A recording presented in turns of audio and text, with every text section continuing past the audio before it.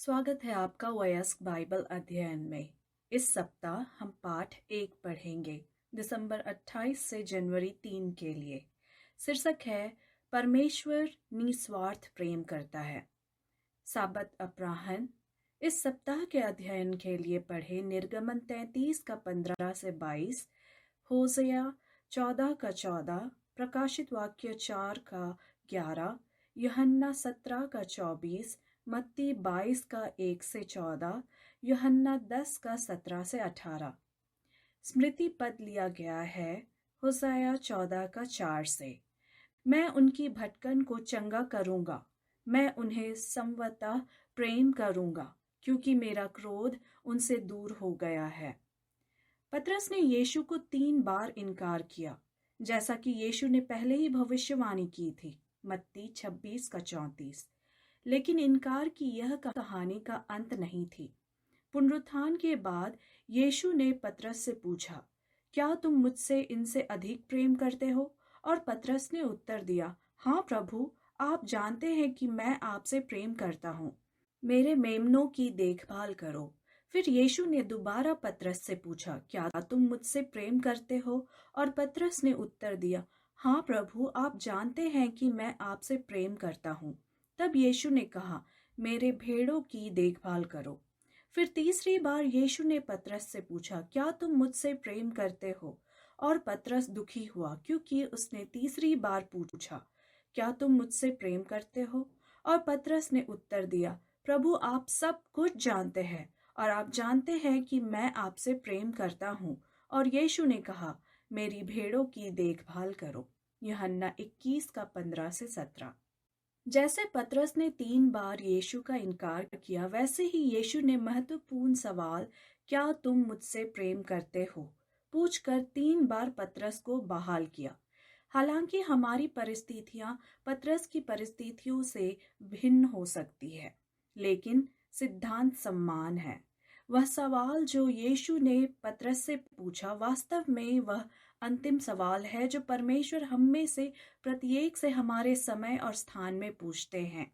क्या तुम मुझसे प्रेम करते हो? इस सवाल के हमारे उत्तर पर सब कुछ निर्भर करता है। रविवार दिसंबर 29 के लिए शीर्षक है उचित अपेक्षाओं से परे।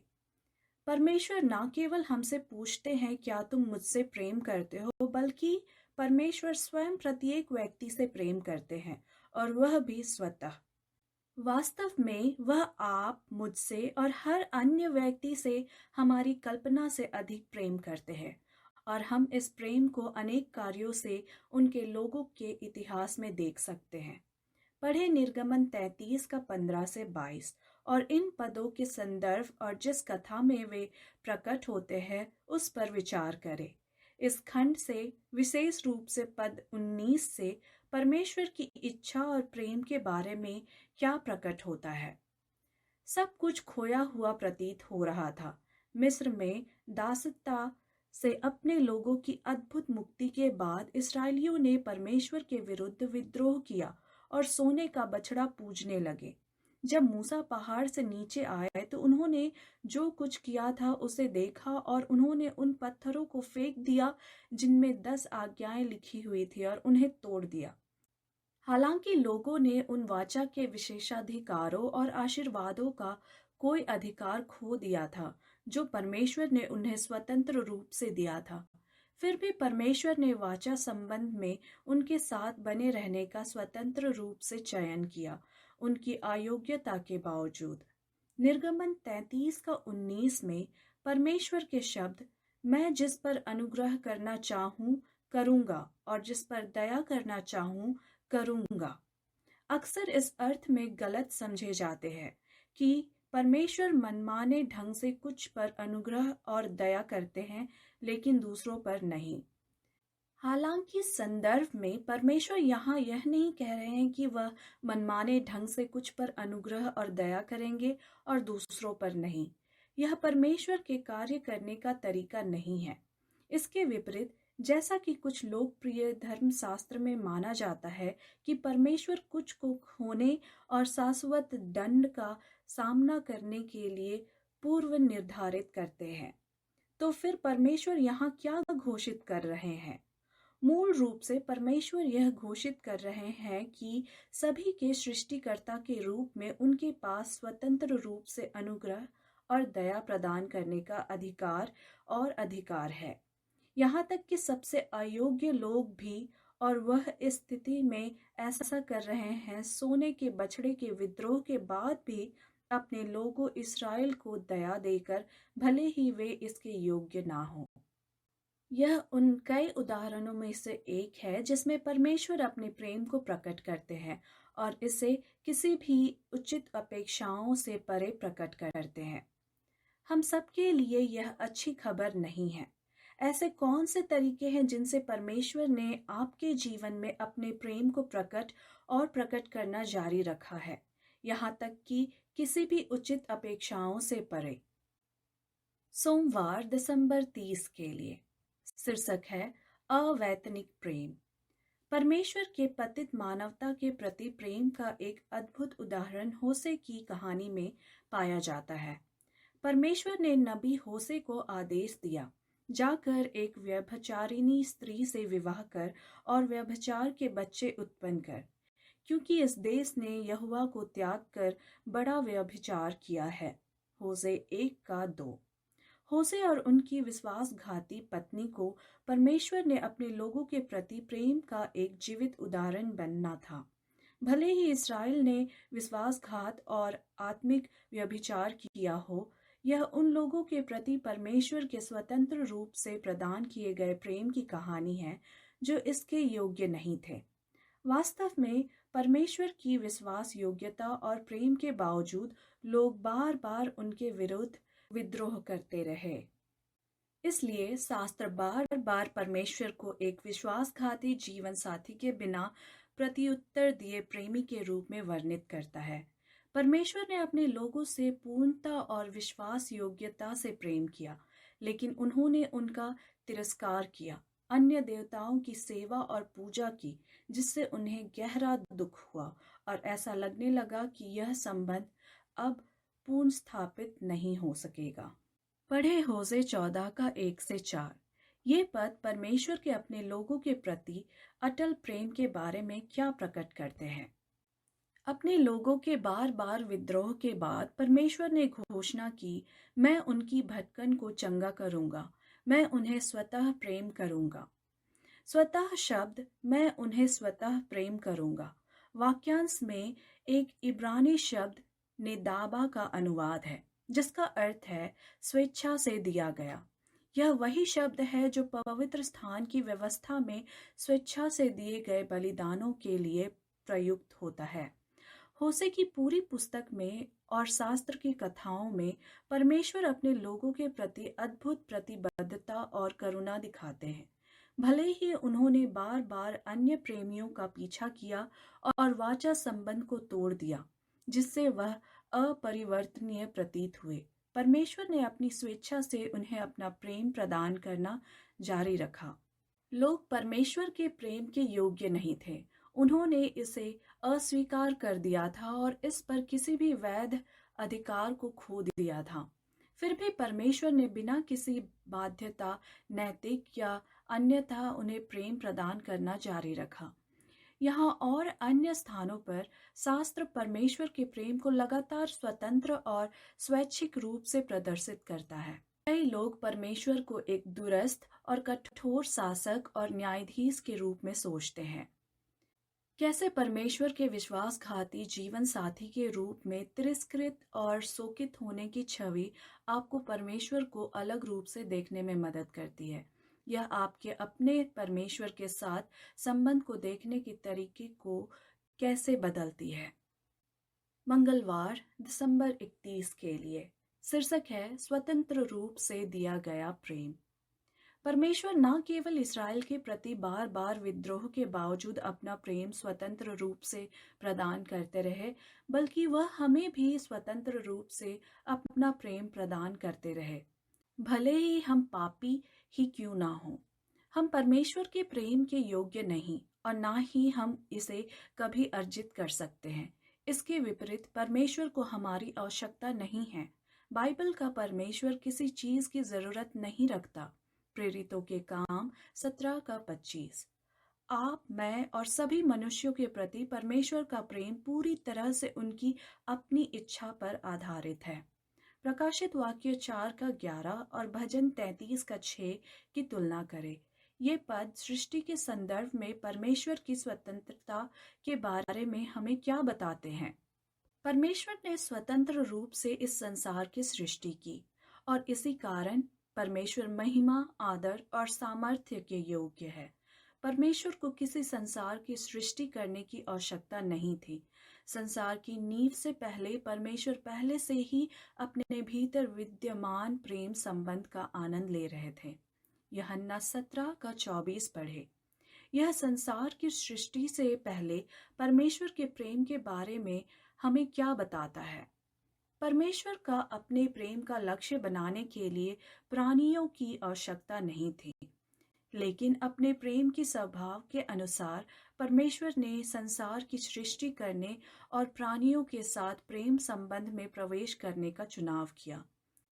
परमेश्वर न केवल इस संसार की सृष्टि अपने उदार प्रेम के उपहार के रूप में की, बल्कि जब मनुष्य अदन में पाप में गिर गए और जब हम व्यक्तिगत रूप से पाप करते हैं, तब भी परमेश्वर स्वतंत्र रूप से मनुष्यों से प्रेम करते रहते हैं। अदन में पतन के बाद आदम और हवा को जीवित रहने और परमेश्वर का प्रेम प्राप्त करने का कोई अधिकार नहीं था, लेकिन परमेश्वर जो अपने सामर्थ्य के वचन द्वारा सब कुछ स्थिर रखते हैं, इब्रानियों 1 का 3, अपने महान प्रेम, दया और अनुग्रह में उनकी जीवन को बनाए रखा और मानवता को प्रेम में अपने साथ पुनः मिलाने का मार्ग बनाया, और यह मेल मिलाप हमें भी सम्मिलित करता है। इस तथ्य से परमेश्वर इस पतित और दुष्ट संसार के प्रति अपना प्रेम बनाए रखते हैं। उनके प्रेम और स्वभाव के बारे में हमें क्या पता चलता है? यह सत्य हमें परमेश्वर से प्रेम करने के लिए कैसे प्रेरित करना चाहिए? बुधवार, जनवरी 1 के लिए शीर्षक है, बहुत बुलाए गए पर थोड़े चुने गए। परमेश्वर न केवल अपनी स्वतंत्र इच्छा से मनुष्यों से प्रेम करते हैं, बल्कि उन्हें बदले में उनसे प्रेम करने का निमंत्रण भी देते हैं। यह तथ्य कि परमेश्वर मनुष्यों को यह चुनने की स्वतंत्रता प्रदान करते हैं कि वे उनके प्रेम को स्वीकार करेंगे या अस्वीकार, मसीह के विवाह भोज में दृष्टांत सहित अन्य स्थानों में स्पष्ट होता है। मत्ती 22 का 1 से 14 पढ़े। इस दृष्टांत का अर्थ क्या है? मसीह के विवाह भोज के दृष्टांत में एक राजा अपने पुत्र का विवाह आयोजित करता है और अपने सेवकों को भेजता है कि वे उन लोगों को बुलाए जिन्हें विवाह में आमंत्रित किया गया था, लेकिन वे आने के लिए तैयार नहीं थे। मत्ती 22 का 2। राजा ने एक से अधिक बार अपने सेवकों को बुलाने के लिए भेजा, लेकिन उन्होंने उनके बुलावे की अपेक्षा की और इससे भी बदतर उसके सेवकों को पकड़ लिया और मार डाला। बाद में उन लोगों से निपटने के बाद उन्होंने इसके कुछ सेवकों की हत्या की थी। राजा ने अपने सेवकों से कहा, विवाह तैयार है, पर जो बुलाए गए थे वे योग्य नहीं निकले। इस कारण चौराहों पर जाओ और जितनों को पाओ उन्हें विवाह में बुलाओ। मत्ती 22 का 8 और 9।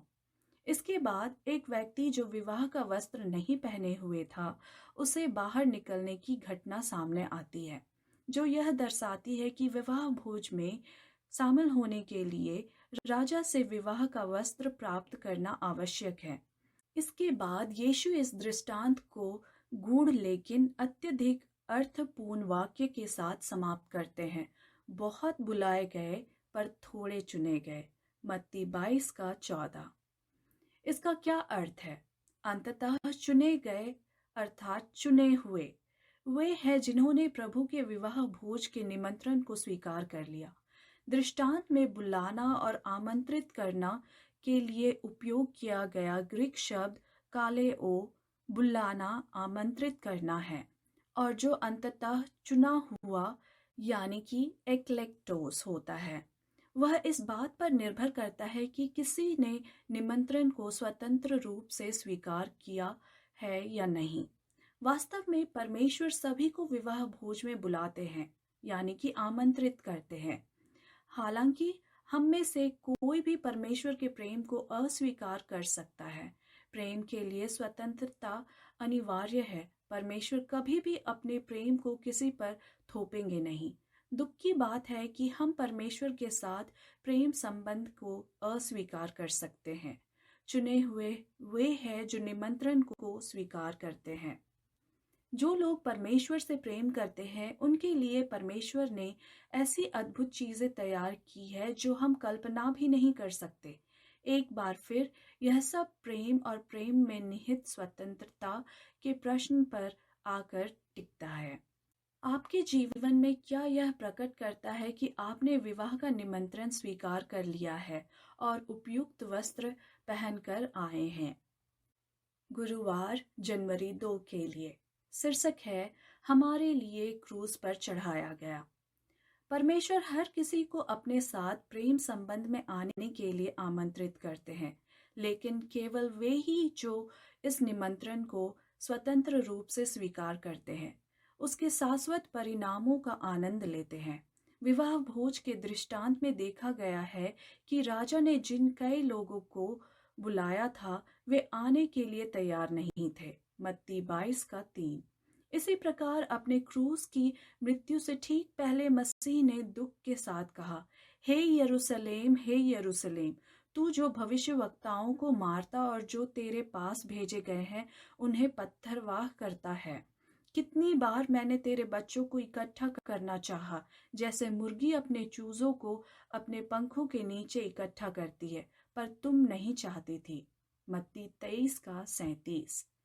मसीह इन्हें इकट्ठा करना चाहते थे, लेकिन वे तैयार नहीं थे। वही सामान्य ग्रीक क्रिया जिसका अर्थ है चाहना, यानी कि थेला, मसीह के उन्हें बचाने की इच्छा के लिए, उनकी इस इच्छा के लिए उपयोग की गई है कि वे बचाए जाने के लिए तैयार नहीं थे। और यही शब्द मत्ती 22:3 में भी उपयोग किया गया है। फिर भी मसीह ने इन लोगों और हमारे लिए क्रूस को स्वीकार किया। अद्भुत प्रेम है। मानव पाप मृत्यु का पात्र है, लेकिन परमेश्वर ने स्वयं यानी मसीह में इसकी कीमत चुकाई और स्वर्ग और पृथ्वी के बीच टूटे हुए संबंध को सुधारने का मार्ग बनाया। इस बीच वह हमें अपना प्रेम प्रदान करना जारी रखते हैं, हालांकि उनके पास ऐसा करने का कोई दायित्व नहीं है सिवाय उनके अपने स्वतंत्र संकल्प के। यूहन्ना 10:17-18 पढ़े। गलातियों 2:20 से तुलना करें। इन पदों में हमारे लिए क्या संदेश है? परमेश्वर के प्रेम के परम प्रदर्शन क्रूस में हम देखते हैं कि मसीह ने अपनी स्वतंत्रता इच्छा से हमारे लिए स्वयं को अर्पित कर दिया। मसीह ने अपने जीवन को अपनी स्वयं की पहल पर अर्पित किया। किसी ने उनका जीवन उनसे नहीं छीना, उन्होंने इसे स्वतंत्र रूप से अर्जित किया। स्वर्ग में संसार की नींव डाले जाने से पहले बनाई गई उद्धार की योजना के अनुसार हमारे उद्धार की योजना कोई बाद की सोच नहीं थी, ना ही यह आदम के पतन के बाद बनाई गई थी। यह उस रहस्य का प्रकट होना था जो शाश्वत कालों तक मौन में रखा गया था। रोमियो 16:25। यह उन सिद्धांतों का उद्घाटन था जो शाश्वत युगों से परमेश्वर के सिंहासन की नींव रहे हैं। प्रारंभ से ही परमेश्वर और मसीह शैतान की विद्रोहता और धोखे से मनुष्य के पतन के बारे में जानते थे। परमेश्वर ने पाप के अस्तित्व का आदेश नहीं दिया था, लेकिन उन्होंने उसके अस्तित्व को पूर्वाभास कर लिया और इस भयंकर आपातकाल से निपटने का प्रावधान किया। संसार के लिए उनका प्रेम इतना महान था कि उन्होंने अपने इकलौते पुत्र को देने का वचन दिया कि जो कोई उस पर विश्वास करे वह नाश ना हो परंतु अनंत जीवन पाए। यूहन्ना 3:16। Ellen G White, the desire of ages, priest 22। शुक्रवार जनवरी 3 के लिए अधिक विचार। एलन जी वाइट, दूल्हे से मिलने के लिए, क्राइस्ट ऑब्जेक्ट लेसन्स, प्रीस्ट 405 से लेके 421 पढ़े। यह परमेश्वर की गलतफहमी का अंधकार है जो संसार को ढक रहा है। मनुष्य उनके चरित्र का ज्ञान खो रहे हैं। इसे गलत समझा गया है और गलत तरीके से प्रस्तुत किया गया है। इस समय परमेश्वर से एक संदेश सुनाया जाना चाहिए, एक ऐसा संदेश जो अपने प्रभाव में उज्जवल और अपनी शक्ति में उद्धारक है। उनका चरित्र प्रकट किया जाना चाहिए। संसार के अंधकार में उनकी महिमा का प्रकाश, उनकी भलाई और दया और सत्य का प्रकाश चमकाया जाना चाहिए। यह वह कार्य है जिसे यशायाह नबी ने इन शब्दों में रेखांकित किया है। हे सियोन, जो सुसमाचार सुनाने वाला है, अपने बल से अपना शब्द ऊंचा कर, मत डर। यहूदा के नगरों से कह, देखो तुम्हारा परमेश्वर। देखो प्रभु यहोवा सामर्थ्य के साथ आएगा और उसका हाथ उसके लिए राज्य करेगा। देखो उसका प्रतिफल उसके साथ है और उसका कार्य उसके सामने है। यशायाह 40:9। जो दूल्हे के आने की प्रतीक्षा करते हैं, उन्हें लोगों से कहना है, देखो तुम्हारा परमेश्वर। दया की अंतिम किरणें, संसार को दी जाने वाली दया की अंतिम सुसमाचार संदेश उनके प्रेम के चरित्र का प्रकटीकरण है। परमेश्वर के बच्चों को उनकी महिमा प्रकट करनी है। अपने जीवन और चरित्र में उन्हें यह प्रकट करना है कि परमेश्वर की अनुग्रह ने उनके लिए क्या किया है। धार्मिकता के सूर्य का प्रकाश अच्छे कार्यों में चमकना चाहिए, सत्य के शब्दों और पवित्रता के कार्यों में। Ellen G White, Christ objects lessons, priest 415 और 416। चर्चा के प्रश्न। पहला, परमेश्वर ने अस्तित्व के न होने का विचार भयावह हो सकता है, लेकिन यह विचार कि परमेश्वर हमसे घृणा करते हैं इससे भी बदतर होगा। यदि यह सत्य होता तो हम किस प्रकार की दुनिया में रहते। दूसरा, आज के संसार में परमेश्वर के चरित्र की इतनी गलतफहमी क्यों है? ऐसे तरीके सोचे और चर्चा करें जिनसे आप लोगों को परमेश्वर के प्रेम के चरित्र को अधिक स्पष्ट रूप से देखने में मदद कर सकते हैं। तीसरा, आज परमेश्वर के चरित्र के बारे में कौन सा संदेश सुनाया जाना चाहिए? आप इस संदेश को किसी ऐसे व्यक्ति को कैसे समझाएंगे जो पहले से ही परमेश्वर के प्रेम की वास्तविकता से परिचित नहीं है? उनके प्रेम और अद्भुत चरित्र की वास्तविकता को दिखाने के लिए आप कौन से प्रमाण प्रस्तुत कर सकते हैं? चौथा, परमेश्वर के प्रेम के बारे में बात करना एक बात है, अपने जीवन में उस प्रेम को प्रकट करना और प्रतिबिंबित करना दूसरी बात है।